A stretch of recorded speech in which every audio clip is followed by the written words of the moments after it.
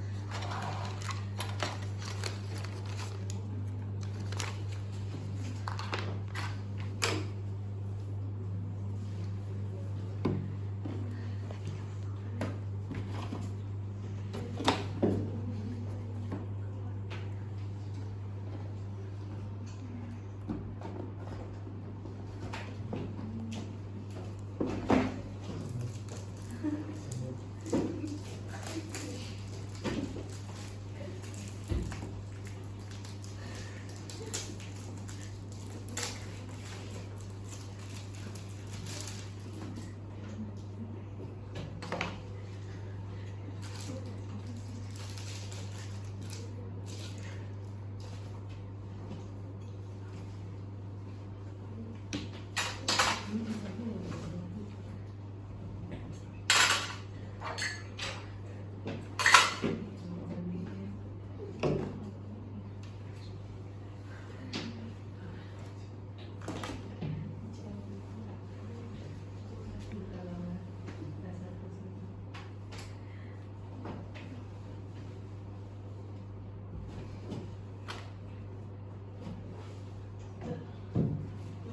Ya.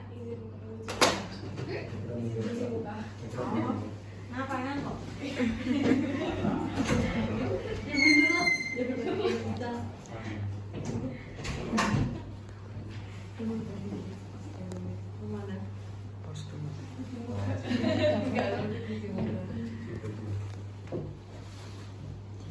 Nanti posisinya tuh bisa jadi sudah ada ini ya, apa namanya,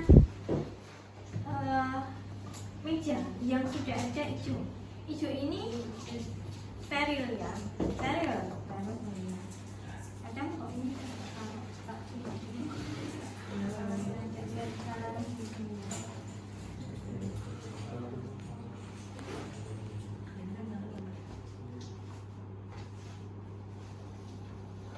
bisa nanti lebar, bisa nanti cuman kecil ya. Terus buka tuh pasti di sini. Ya, ini karena steril. Kita siapkan alat ya. Kita siapkan alatnya. Ini bengkok ya. Terus ini tuh steril ya. Terus kita siapkan karena ini kita tangannya kita masih ini ya. Jadi kita harus menyiapkan ini namanya instrumen set ya, semuanya ini ya. Di dalam sini semuanya steril. Nah, kita bisa meletakkan gini apa ya. Terus tuh ini apa namanya, baskom kecil ya. Terus sepet. Kita tidak perlu menyebutkan, tidak apa-apa, karena kalian tidak sampai yang kompetensi menyebutkan alat ya, hanya menyiapkan saja ya. Tapi kalian tahu ini apa. Terus ini, terus kalau mau kalian ada NaCl ya, nggak apa-apa. Jadi kalian harus tahu prinsip aseptik ya, prinsip sterilnya.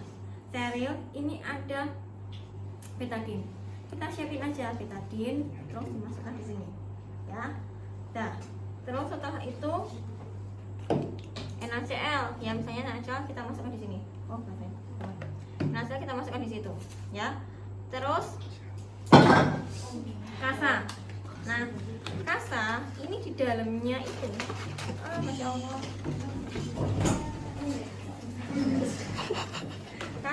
Kasa ini tuh kan di dalamnya steril, tapi luarnya enggak. Kita bisa kira-kira aja, misalnya kita butuh nanti untuk apa ya, misalnya kita siapin ya, karena dalamnya steril, kita langsung jatuhin aja nggak apa-apa. Ini boleh di sini atau boleh langsung kita buang, nanti dibuang di akhir.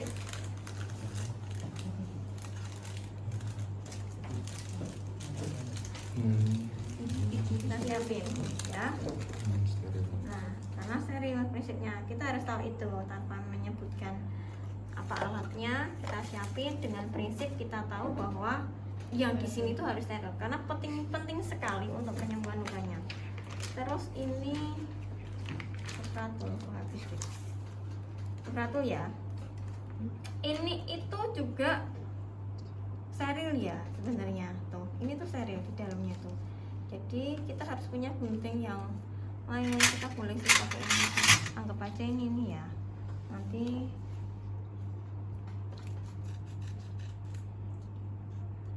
kalau di rumah sakit atau klinik ada yang tim yang memang menyiapkan atau membantu kita untuk hal-hal yang memang tidak bisa kita pegang karena kita setidaknya sudah pakai handscoon ya.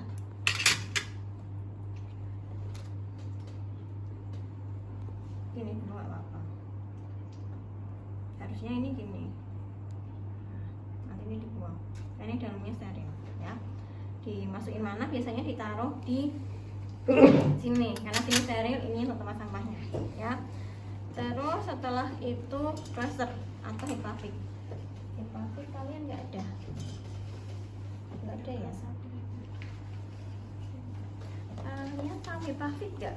Yang digulungan itu nggak sih? Digulung itu nggak sih? Enggak digulung. Warna putih. Gulung deh. Warna putih ya, tapi enggak apa tuh? Oh iya, bentuknya digulung ya. Itu ya nanti bisa pakai itu ya, yang penting tahu ya itu atau pakai ini ya. Penting tahu hepafik yang mana karena pakainya bisa hepafik atau bisa ini. Ini kalau kita punya gunting yang lain, ini kita bisa siapin dulu, boleh siapin dulu, boleh nanti ya. Ketika nanti menyiapkan, kalian kan pakai handscoon ya, jadi nanti pasti kelet itu enggak apa-apa. Ini karena di luar ya, boleh misalnya di sini taruh boleh aja, apa-apa. Ini kan steril ya, ditempelkan di atasnya. karena ini kan sebenarnya kita tuh sudah ada yang masangkan di luar lukanya, karena ini masangnya sebenarnya di kasanya kan ya. Ini hanya kita ya kan, hanya di kasa, di luar kulitnya yang bukan di lukanya. Jadi tidak apa-apa karena memang yang penting memang di area yang bersih lah ya, tidak yang kotor ya. Memang baiknya ada yang menyiapkan atau nanti pas terakhir ya, pas terakhir atau nanti yang menyiapkan ya itu. Terus ini sudah disiapkan semuanya. Lanjutnya apa deh? Kita cuci tangan ya. Cuci tangan. Pakai ini ya, pakai masker, apron, kukel untuk kepala itu disebutkan. Kemudian cuci tangan, baru pakai sarung tangan steril ya. Terus melakukan wound toilet. Wound toiletnya itu dengan betadine. Nah, karena kita sudah steril ya, sudah pakai sarung tangan, kalian boleh pakai pincet ya. Nih ya. Sama itu mas, Pakai kasa ya. Pakai betadine. Mana yang kita masukkan betadine tadi ya? Misalnya ini sirkuler dari dalam keluar ya. Dah. Boleh, ini udah boleh pakai itu. Sebenarnya apapun bisa digunakan untuk memegang dalam melakukan pembersihan ya. Pakai itu boleh, pakai ini boleh ya. Ya, pinset sirupis ini kan ada ininya, kita pakai ini ya. Pakainya adalah kasa saja ya, kasa. Karena kalau kapas pasti ini nempel. iya, di sini kan juga menggunakan apa deh? Oh, nggak ada keterangan ya, tapi pakai kasa ya. Kuler luar, ini kasa. Kita buang ketika kita merasa kok masih butuh wound toilet lagi ya, karena mungkin sudah transitnya banyak ya, kita ambil lagi ya. Itu Boleh pakai dua tangan. boleh karena kita kan sudah pakai handphone, masukkan. Jadi yang sudah kepake ini jangan diulang lagi, misalnya udah terus lagi pengen lagi jangan buang ya gitu. Sekali muter aja udah, misalnya dibuang ya, buang. Terus setelah buang toilet ya, kita mengeringkan kita ini ya, irigasi, memasang dulu ya. Ada beberapa pendapat, tapi kita pakai yang pasang sesuai dengan kerja, kita pasang sterilium.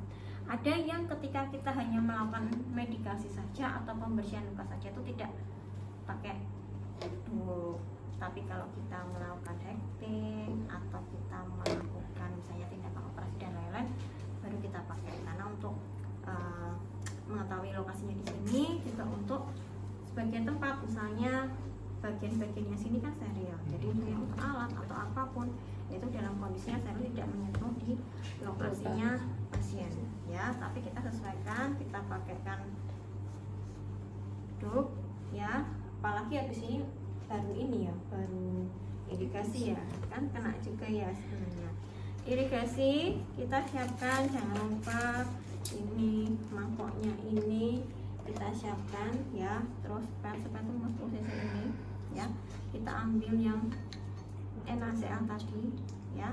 Ada beberapa mungkin kalian lihat mungkin pakai NaCl langsung disemprotkan ya. Kalau pakai ini kan kekuatannya memang lebih ini ya, untuk tujuannya ya irigasi. Diambil posisinya, sebenarnya kalau beneran pasien pasti disesuaikan ya, diangkat gini terus kita taruh bawahnya misalnya begini ya, kita tinggal semprotkan. Nah tapi kan ya karena kita anggap ini ya kita begini aja nggak apa-apa ya. Gitu, kita irigasi saja ya. Tapi irigasinya apa? Kadang kalau lukanya kotor tertentu gitu bisa ada ya. Kita sudah, baru kita keringkan ya. Ya kita keringkan. Nah kita ambil pasal lagi itu. Tutup aja sekitar luka ya. Ini sudah selesai dibuang, baru kita menutup luka ya, menutup luka dengan spatula. Nah menutup lukanya dengan ini namanya spatula. Ini bisa dipakai lagi, harusnya dibuang ya. Dan apa namanya, sebesar apa juga menyesuaikan luka ya, bisa ya menyesuaikan lukanya karena lukanya kecil. Ini lengket-lengket gitu ya dong? Iya, ini lengket. Tuh, terus habis supratul kita kasih ini ya, vaselinnya. Boleh misalnya pakai tangan sekitar luka ya, di sekitar luka aja diambil, taruh kita pakai handscoon kan ya, di sekitar lukanya aja ya. Ini biar nggak kering ya. Tapi boleh misalnya ini tidak harus pakai ini, mungkin ada yang lain, tapi kita menyesuaikan makanya vaselin ya. Terus setelah itu baru kita tutup luka ya, baru tutup luka. Nah tutup lukanya kita udah siapkan ini, tutup lukanya kita siapkan karena lukanya kecil ya, kita tutup lukanya. Setelah tutup luka kita baru melepas, baru pasang. Kita lepas ya, baru kita pasang dasar ya. Ini juga sesuaikan, pasang. Kalau Hipavik tuh lebih apa? Kalau di coviknya ada biasanya taruh mana? Sama, ada beda. Ada yang cuma segini, tapi ada yang seluruhnya ditutup Hipavik. Boleh. Oh, berarti nggak perlu pakai cepat-cepat. Nggak perlu gitu. Jadi Hipavik itu langsung menutup kasanya ini, atau boleh hanya seperti ini, jadi cuma separuh sama separuh, atau tutup sekaligus nggak apa-apa gitu. Jadi kalau Hipavik tuh ada yang lebar ya, jadi langsung ditutup segininya bisa. Kita plaster. Terus habis itu ini dibuang semuanya ya. Ini dibuang. Sebenarnya kita bedakan ya. Ini kan sampah yang non medis. Ini kan kita buang di awal, boleh ya. Terus yang ini itu kotor ya, ini sampah medis, dibuang di sampah medis ya, dibuang di akhir. Makanya kita tumpuk di sini dulu, kita buang sampah medis. Habis itu sudah kita lepas ya sarung tangan, kita cuci, terus lepas masker, terus edukasi ke pasien. Apa yang diedukasi ke pasien? Jelaskan ke pasien. Terus apa lagi? Perawatan luka. Jangan terlalu gerak di bagian luka. Terus Jangan dulu sentuh-sentuh dibuka. apa lagi? Mungkin nanti kalau misal mau ganti perbannya bisa ke rumah sakit, atau enggak kalau dia bisa sendiri harusnya dilakukan secara steril gitu aja.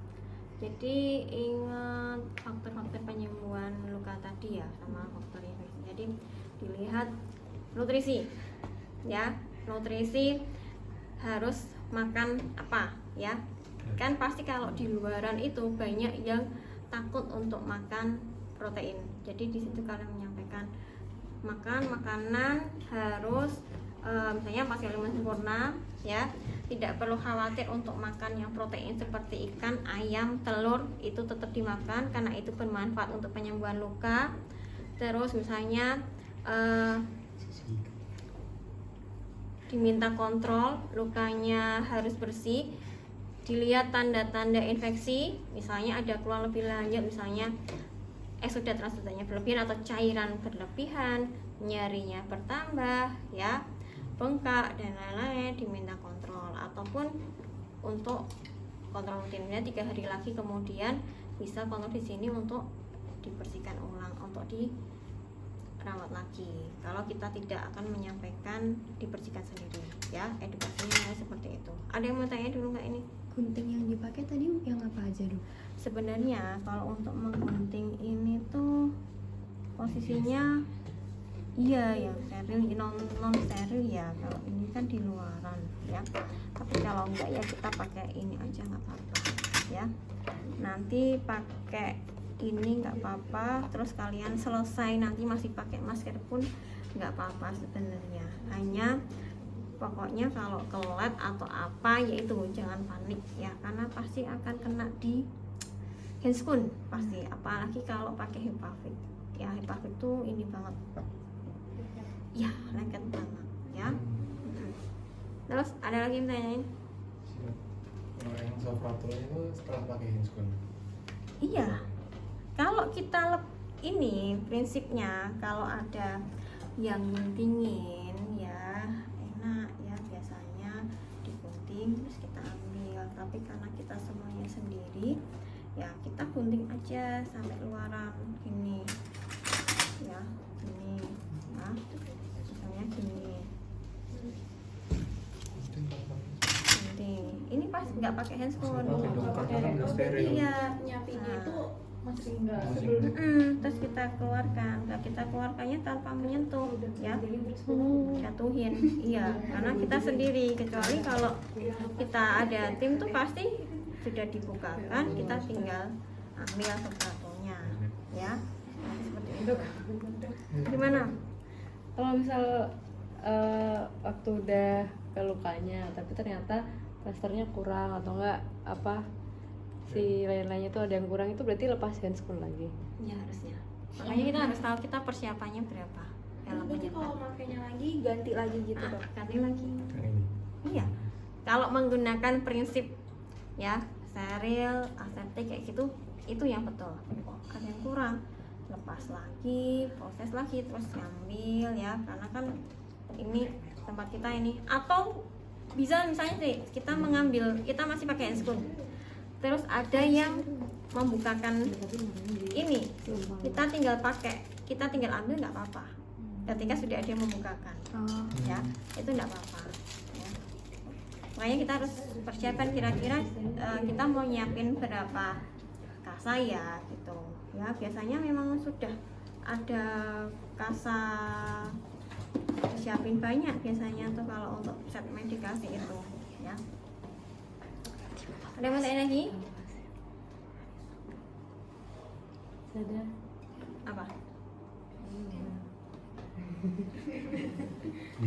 Mau pakai itu boleh ya, itu pakai itu nggak apa-apa. Tergantung senengnya yang mana. gitu, nggak ada aturan kayaknya di modul nggak ada ketentuan harus memakai apa ya kayaknya sih. Ya, mungkin kalau itu tuh lebih kencengnya karena bisa dikaitkan kayak ini. Kenceng ya, tidak akan lepas. Jadi nanti tinggal dilepas aja. Kalau yang kecil-kecil tuh enak pakai pinset ya. Dan ini semuanya tidak akan ditata di sini ya. Semua pasti ditatanya di sebelah. Jadi kalian yang maksudnya menyiapkan tuh menyiapkan di mana ya. Jangan sampai siapin di sini di tempatnya yang tadi apa, ngambilnya di sini apa, ngambilnya di sini ya. Karena semuanya tuh harus dibawa di ya mejanya ini, meja untuk meditasi ya. Ada yang mau tanyain? Kita mau nyinir dulu apa yang berapa?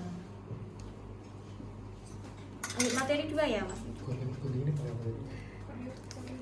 Oh, itu saya mau tanya. Boleh. Saya paham tentang yang eksida sama kasus itu kayak apa tuh? Jadi itu tuh di muka itu sebenarnya cairan. Nah, cairannya itu banyak lihat, makanya kita harus menentukan tipe dan jumlah. Tipenya apa? Tipe dilihat dari warna dan apa namanya? Kuantitas ya, konsistensi ya.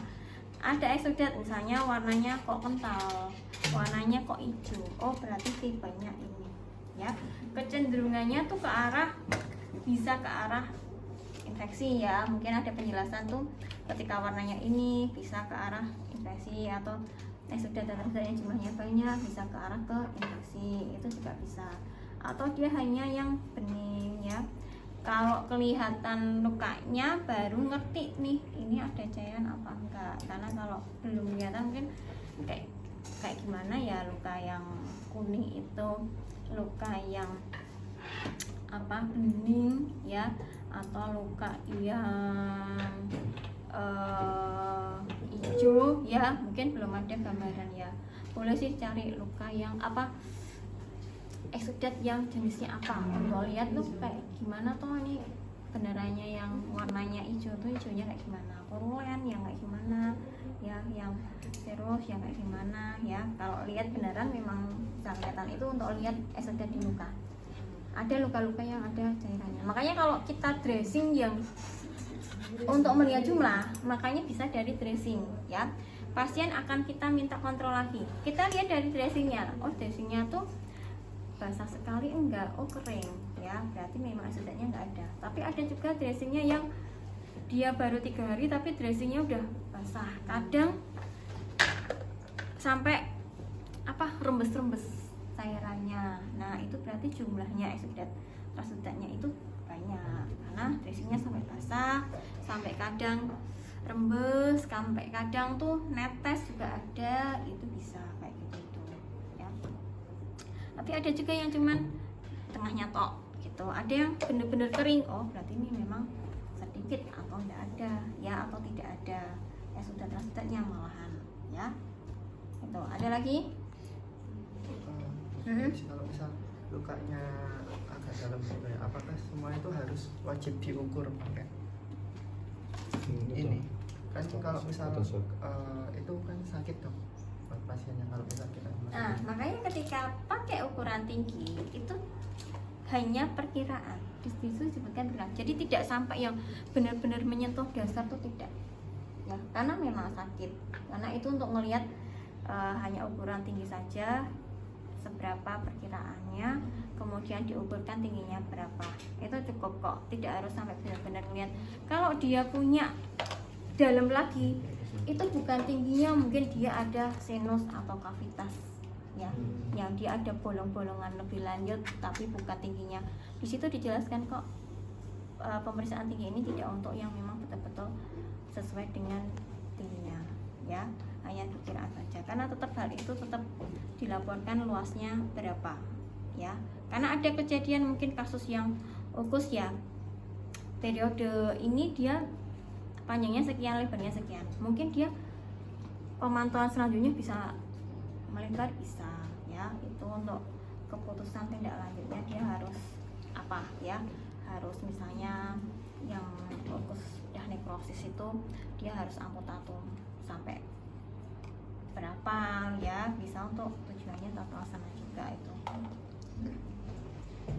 Ada lagi? Biasanya luka yang bisa ditangani di rumah sendiri sama yang bisa dibawa di rumah sakit itu tingkat keparahnya yang gimana dok? Tingkat pasti akut itu bisa ditangani sendiri dulu ya. Kronik itu juga bisa ditangani sendiri untuk manajemen lukanya, tapi untuk tata laksana lebih lanjutnya misalnya dia butuh debridement, yaitu butuh di rumah sakit ya. Hanya luka-luka insisi, ekskoriasi yang dia tidak kalau ini ya luka akut ini ya itu enggak bisa aja. Tapi kalau yang nanti di materi berikutnya ya luka bekar itu ada yang dia bisa ditata laksana rawat jalan, tapi ada yang butuh rawat inap atau tindakan, ada kriterianya. Tapi kalau luka yang akut ya selama manajemen luka awal itu atau yang butuh hekting itu di klinik pun bisa, di vaskes pun bisa, tidak ada masalah ya. Yang lebih lanjutnya mungkin kalau pemantauan kontrolnya ya, dia ada infeksi kah, dia ternyata ada penyulit yang lain, baru di rumah sakit, rujukan ke rumah sakit ya. Ada lagi? Tanya dokter, misalnya kalau lukanya itu di perut, ini berarti di ini bawahnya itu satu di kasur, satunya buat alat atau bagaimana? Apanya yang di Kan misalnya kalau ini kan kayak masih ada space gitu kan dok buat alatnya. Misalnya kalau gimana ya aku jelasinnya? Misalnya perut, di sini lukanya, terus jadinya kan dilapisi ini ya, dulu. jadi Apa bagaimana? ini itu sebenarnya untuk alat instrumen Oh, biasanya. Tadi lukanya nggak bisa. Ya sebenarnya luka itu di luar ya. Ini untuk alat instrumennya ya. Alat-alat penyiapan kita di mana tempat ini adalah sudah steril. Letakkan di sini jadi kita ngambil tuh gampang lah. Kalau untuk tidak perlu ini, misalnya kita beneran asli yang butuh adalah Itu saja ya. Nanti ini hanya untuk tempat instrumen, tempat penyiapan alat. Jadi kita hanya naruh sembarangan di sini, tidak ke tempatnya pun tidak masalah karena di lokasi ini sudah kita pastikan steril. Nah nanti itu mesti ada alat yang sini kita harus menyiapkan di sini. Udah ada ini, udah ada disiapin ini, berarti kan kita sudah tahu fungsinya apa ya. Sudah, kita lanjut sedikit materi 2 ya. Apa buat ini deh? Latihan aja ya.